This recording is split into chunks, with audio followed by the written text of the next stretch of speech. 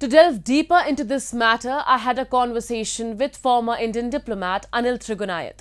During our discussion, he not only highlighted the global threats arising from the Israel-Hamas conflict, but also offered his insights on potential solutions.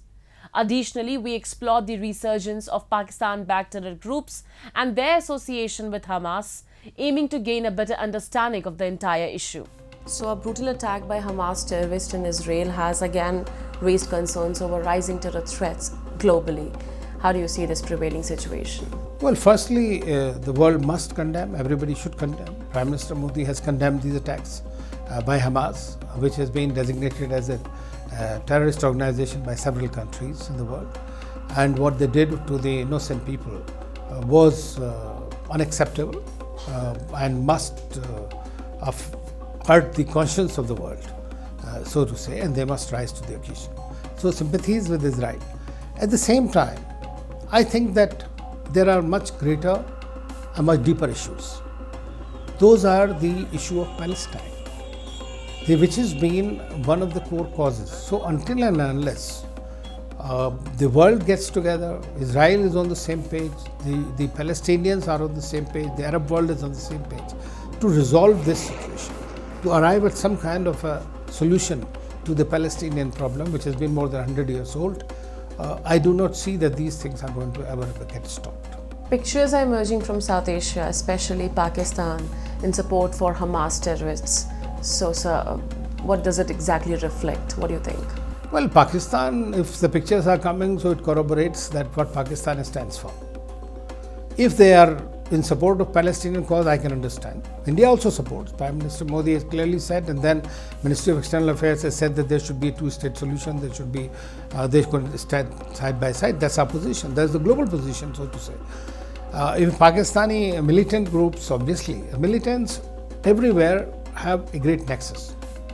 They support one another, morally and also materially. And therefore, if that thing is coming out from Pakistan, it clearly shows that Pakistan has always been acknowledged as a state that indulges in cross-border terrorism, whose foreign policy is driven by cross-border terrorism. So, let's set the matter about Pakistan. There are also concerns that there are outfits in Pakistan. Like recently we witnessed Jaish terrorists, took out a rally in Karachi. So they are coming in support of Hamas terrorists. So is this true? Like, are they really in support and will they fight?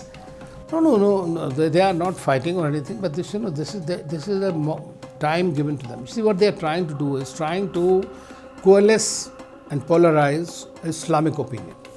That attack on Hamas.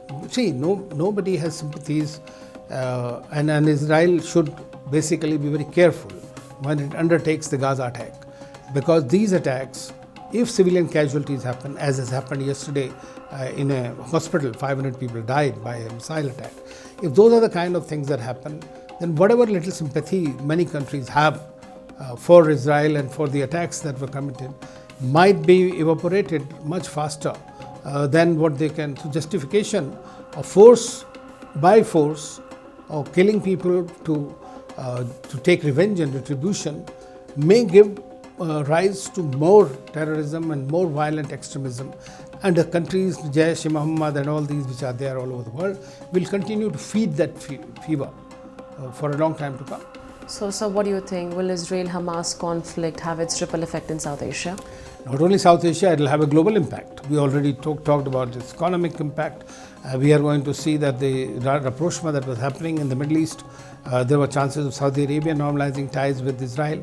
All that, India Middle East Economic Corridor, those are the big projects that we were talking about, thinking that there is going to be a rapprochement and modus vivendi among various countries in the region, or at least at the surface level.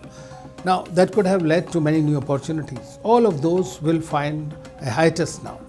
So I think that this Israel, unless a ceasefire happens, the hostages which are there with Hamas are released safely.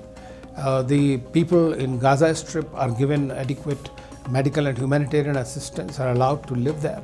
I doubt very much we will be seeing the repeat of it again.